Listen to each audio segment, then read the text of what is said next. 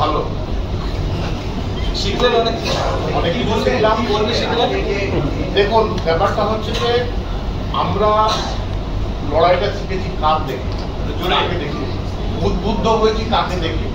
আমরা এই যে আমরা তৃণমূল দলটা করছি কাকে দেখে, আমাদের জ্বরটা কোথায়, আন্দোলনের জ্বরটা কোথায়, মিথ্যার বিরুদ্ধে লড়াই এটা আমরা শিখেছি কার থেকে, সত্য প্রতিষ্ঠার যে লড়াই সেটা আমরা শিখেছি কার থেকে। একমাত্র নেত্রী সেটা হচ্ছে মমতা ব্যানার্জি।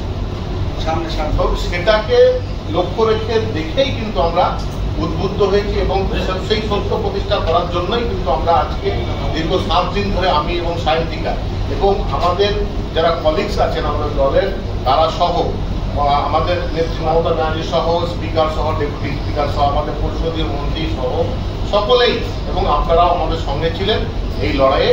আপনাদের সবাইকে ধন্যবাদ জানাচ্ছি, কৃতজ্ঞতা জানাচ্ছি।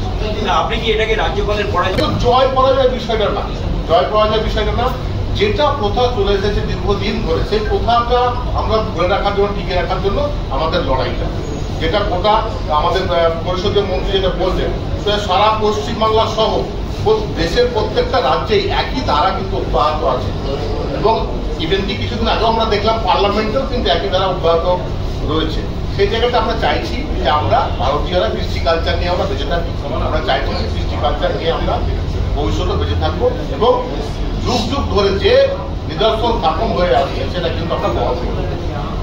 বিষয়টা হচ্ছে যে আমি ছোট্ট কথায় বলছি, রাজভবনে ঢোকার বিষয়টা ভয় বা পরাজয় এরকম কোনো কিছু নয়, কিন্তু ব্যাপারটা হচ্ছে যে আমার যেখানে মনে হয়েছে আমার বা সাহিত্যিকার মানসিকতা কোথাও যেন একটা স্বভাব করছে, ঠিক আছে, কাজ করানোর মানসিকতা বা কাজ করবে।